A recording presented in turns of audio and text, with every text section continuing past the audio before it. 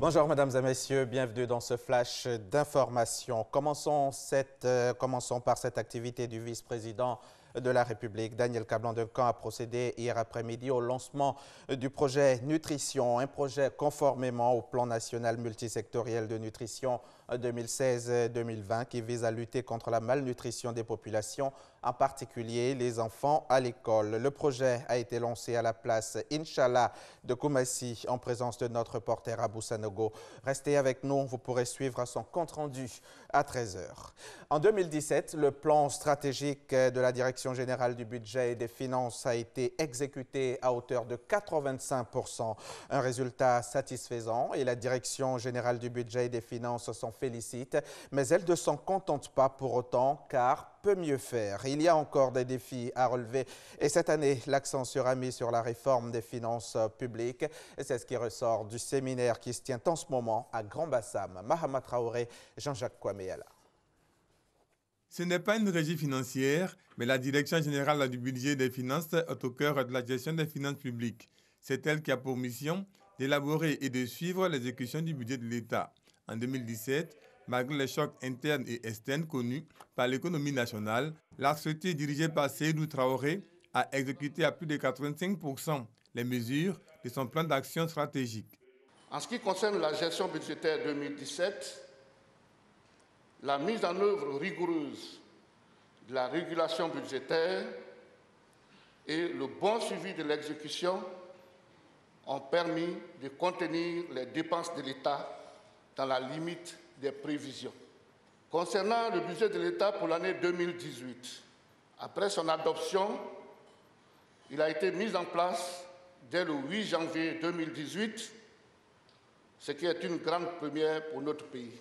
Satisfaite du travail abattu en 2017, la tutelle que le secrétariat d'État chargé du budget et du portefeuille de l'État rappelle que l'exercice budgétaire 2018 rime avec de nombreux défis à relever. Nous avons obligation de faire en sorte que, dans une symbiose d'action, nous puissions offrir aux autorités les résultats qu'ils attendent de nous, c'est-à-dire une gestion budgétaire efficace, une gestion budgétaire transparente, une gestion budgétaire qui permet à l'action gouvernementale d'offrir à la population ce qui est nécessaire dans le sens de l'amélioration de son bien-être.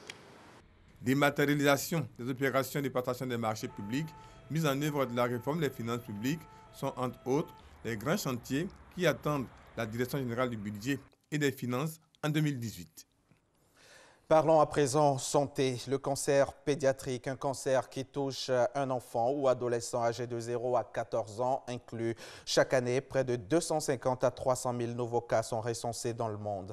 En Côte d'Ivoire, les cas dépistés sont pris en charge au centre d'oncologie pédiatrique du CHU de Treichville. Comme chaque année, à la même date, l'on a rendu hommage hier à ces jeunes malades à l'occasion de la Journée internationale du cancer pédiatrique. Alexis Ouedraogo en a rencontré quelques-uns. On y reviendra dans l'édition de 13 h.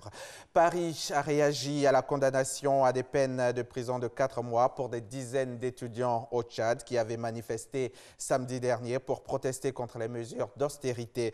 Pour l'Union des syndicats du Tchad, ces condamnations sont injustes. Les syndicats réfléchissent déjà à rajouter la libération de ces jeunes comme nouvelle revendication vis-à-vis du gouvernement. La décision devait être prise samedi à l'occasion de l'Assemblée plénière d'évaluation de la grève. 74 jeunes sont toujours en attente de jugement pour la même manifestation. Sa démission n'est pas vraiment une surprise, contrairement au moment choisi pour le faire. En Éthiopie, Haïlé Mariam Desalegn a annoncé hier 15 février sa volonté d'abandonner ses deux casquettes de Premier ministre et de président de la coalition au pouvoir. Selon ses déclarations, Haïlé Mariam Desalegn restera Premier ministre tant qu'un successeur ne lui serait pas trouvé. Son départ doit par ailleurs encore être validé par le PRDF, la coalition de l'Ethiopian People's Revolutionary Democratic Front. Cyril Ramaphosa avait fait campagne sur le thème de la lutte contre la corruption. Il se trouve qu'au moment où il accède au pouvoir, les enquêtes sur la corruption au sommet de l'État avancent à grands pas.